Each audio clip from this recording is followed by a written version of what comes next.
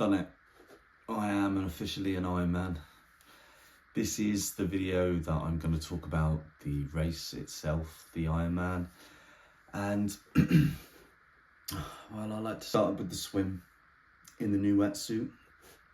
My wetsuit broke the week before the race, so I had to get a new one. And I swam in it 2 days before the race. And the current was really strong. The waves were really choppy, and wasn't a great swim, but it was just kind of a swim just to kind of get myself used to it. And the wetsuit itself, it felt really good actually. I kind of really liked it. I enjoyed the feel compared to my last one. I got it a size bigger, and I actually really felt better movement. But the swim itself on the day, it was quite choppy and it was pretty rough. The current was quite strong. And whilst I was out there, I actually felt like I performed pretty well. The goal was to go in at 1:08, 1 hour and 8 minutes, and I came in at 1 hour and 14. Really off about 6 minutes. Now, with the current and with the conditions, I will say that I'd probably give myself maybe 4 minutes max leeway to go at 200 meters. So I didn't get that, and I guess, to be honest, I am looking at it as a failure, but it was a really good race and it was a great swim, and I actually really enjoyed it as a whole. There were a couple moments where I just decided to kind of try and find feet and swim behind people and coast a little, but my takeaway from that is that I'm actually not a good enough swimmer to really stay behind someone and conserve, and I don't think it worked. I felt like I kind of broke form a lot and tried to like look up, find the person, find the feet, and it didn't work. And I noticed that whilst I was in there after my first lap. Well, my first lap I came in and I checked my watch after the first lap, and I was at 34 minutes. I think it was 34 minutes. So I was like, yeah, I'm on pace. And that is coming slightly against the current, up against the waves, and then with the current, and then coming back and then going against the current up, if that makes sense, in the square. That was where I felt I really did my worst swimming. Obviously I was quite tired, but at the same time, that's also when I tried to find feet, and it just didn't work. I conserved a lot of energy through not using my legs whatsoever. I kind of only really used my upper body, and I just kind of kicked like slightly, like just to kind of keep myself aligned, and felt like I found really good rhythm. And when I came out of the water, I was quite shocked that my time was 1:14, and to be honest, in my head I was like, okay, 1:08, I'll give myself 1:12 to 1:10, and I'll be pretty happy. But to come out essentially another 100 meters extra slower, so like 2 minutes, I wasn't happy with it. So coming in transition's always tough from the swim. I mean, you always have to run a considerable amount, which you never really have to think about, but I kind of wanted to come in around 4 minutes, and I came in at 6 minutes 55. I started to rush the process, and I could start to feel my heart rate really spike, and I had to just tell myself, calm down. Look, you're not going to get yourself anywhere trying to shave off 30 seconds. Just relax, get on the bike, push further on, gain the time back that way. So I did. I kind of relaxed a little bit and sorted myself out, and just slowly got onto the bike. And by the time I got onto the bike, I was kind of ready. Got onto the bike and felt good. I started going really quickly at the start, and it took me I think it took me 10k to realise, because I kind of saw the times coming in, and I was like, I'm not really pushing that much. And I was flying in terms of times, and so my goal was to come in at 6 hours, and I came in at 5 hours and 51 minutes, so a massive PB, and smashed what I was aiming for, and really happy with the bike.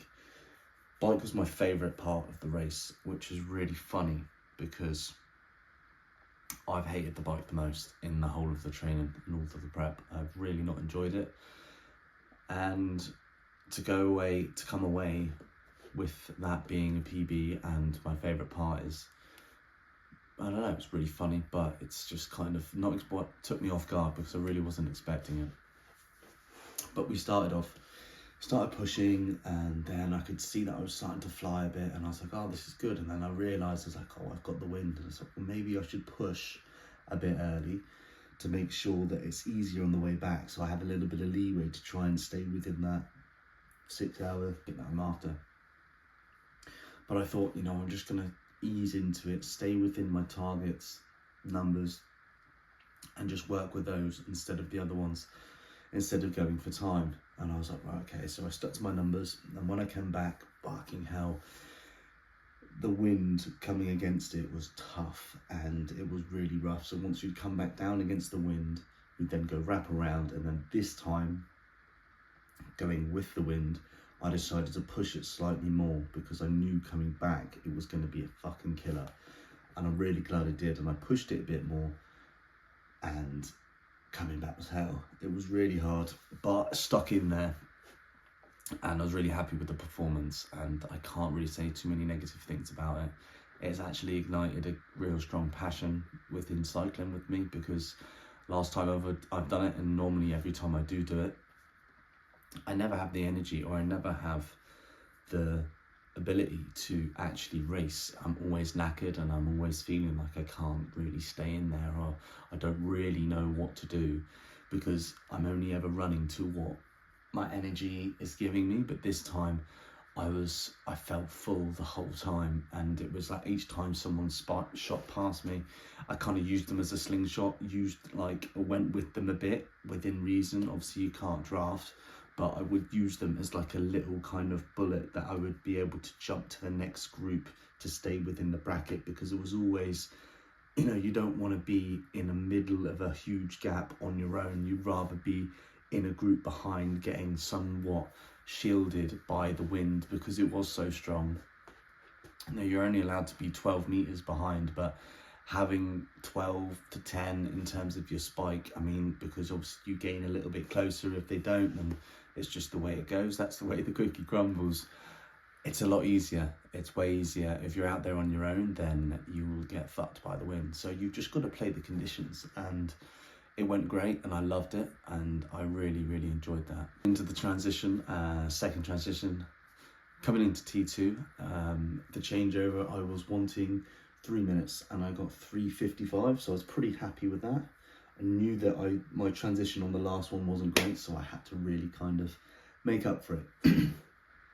And I was good. I came in and I felt good, and I felt strong, and I knew my time, and I knew I was kind of on a bit of a high, and I was like, right, this is great. Hit the run, and honestly, I felt amazing. I felt so good, maybe too good, I don't know, but I came out the gate and I was flying to an extent. But my time, what I wanted was, I wanted to go for 5 flat was my pace, but I wasn't taking that as my number. I was taking my heart rate as my reading, and I was slightly at the top end of where my target bracket was, but not that far.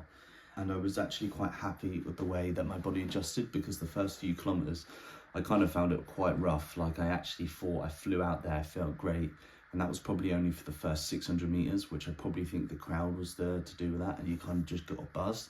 And then after that, when my body tried to actually settle into the run, we just started to kind of feel a bit just started to clunk up a little bit, and then it just kind of started to I don't know, I think maybe my stomach and my nutrition all just started to settle a little bit, and it all just kind of felt a little bit off. But after a while, it started to really kind of come together, and then I actually felt really strong. I felt really good. And then something happened, and it's probably it has fucked my race, because as a whole it was great experience, and I'm really happy with it and my time. But this is what fucked me. My watch died, and I was staying to my heart rate, and I could no longer read my heart rate from 13 kilometers. So essentially I couldn't manage my decline, and I couldn't manage my energy. I was just running. Then it was just the point of I'm just running off feel, and I knew instantly, as soon as I looked down and I knew it was gone, I was like, I'm fucked, because I don't really know what to do in terms of that, because it's so early on. So I was like, right, okay. So I had to just kind of adjust to think, what am I going to do? And then I just saw a couple people ask what pace they're on, and I just tagged on with them. Tagged on around 5. And then I had a chat with Tom and Kane on the run, and I just told them to, like, if they could let me know what time I'm running in that, so I could find out how far I am away to try and chase down the time that I'm after. And chase down the time is the wrong words, because I shouldn't have done that. I didn't push too much harder, and to be honest, I don't know. I don't have the data. There's about 6 kilometers where I think I pretty much burnt myself out, because the next time I saw Kane, he gave me his watch, and then I times from per kilometer from that distance when he gave me the watch, but I don't know what my heart rate was doing, so I don't know how my body was managing the current state of like energy that I was putting out. And I was just fucked from 26k, and now I know that that's normally kind of the time when in a marathon you start to crumble anyway, but adding on 180k bike and a 3.8 kilometer swim is probably going to be a bit more intense. And it was intense and it was tough, but from 26k it was fucking hard. I think it was it was hard in a way that I've never experienced before. It was hard in a way that I wasn't ready for. The body just shut down and everything just stopped, and it mainly came from my gut. And I don't really know if this has a factor to do with it, but I kind of made a bit of a rookie mistake, and I put all of my nutrition on my bike overnight. And it obviously, Cairns and being in the north of Australia is a hot place, and I think the heat got to my nutrition, and my second bottle of nutrition on the bike felt like it is like fermenting. It just started to have this real sharp pungent smell. And my first one was fine, so I had my 300 grams of carbs, and then so I was going 300, 100 per, and because I'd like to go slightly up on the bike, so I'd have to do less on the run. And yeah, it just started to fuck me up. As soon as I started to drink the second one, it started to really twinge it just below my right rib. And I was thinking, no, like something's going wrong. Like my body's rejecting the energy, the carbs that I'm putting in. So I started to take all of the energy stuff from the food stations and all the aid stations and just kind of get through it. But when it came to the run around 26k, that just kind of seemed to be like the center point of the pain, and it just started to fucking crunch up, and it was just kind of, I don't know, it was like a new pain, felt like a new discipline, and it's a whole new thing, because it was like I wasn't ready for the dark places physically. Now, what I am happy about is that mentally I never gave up. There was never a time that, sure, I wanted to stop, and there was a lot of those conversations, and in the end I did have to walk a couple of the aid stations on the last lap, because I just tried to seek help for my body, because I couldn't get through it, and it was really fucking me up, and I was almost getting really angry, but I kind of didn't let. That's what I was quite happy with, because my emotions were kind of like, it was very positive. It was never, even though my body was kind of just like screaming, my mind was just like, well, look, there's no point getting angry. There's no point throwing the toys out the pram. Let's just work with what we got and try and push and get to the next lap, get to the next step, get to the next aid station, get to the next lap, and eventually just get to the end. Now, I know that I had another match inside, and I know I had one last match that I could fucking burn, but I didn't know, because I had not experienced that type of pain before. I didn't know how many I had. So my goal was this happened at 26k, so I had 4, 2, 6, so I had 16k left, and I knew that I could give the last lap a push, because I just know I've always got something there. Like, I know I've always got one final push, but it's how, I didn't know how many others I had. And because I hadn't been in that position before, I didn't know how far to push it, and I didn't want to kind of crumble in. I just kind of wanted to, at that point, I was just content. I was accepted that I knew I was going to finish the race. Like, that was always going to, and personally, that was always going to happen. I knew I was always going to finish it. But I was always going to, the goal was sub 11. And I came in at 11 hours and 13 minutes. And I could have, my mindset shifted to whether I was pushing for that time. It was more that I was gambling, and it was a gamble to blow up completely or just get there. And I chose to just get there, and I chose to ride the third lap to pain threshold, but push the whole time. And then the last lap, I had to take a couple walks at some aid stations, and then I pushed the last 4k, which was kind of the end loop bit. And pushing 4k is like above, you know, it's like, if I'm already jumping into hindsight before I've even concluded, but I'll stay on it.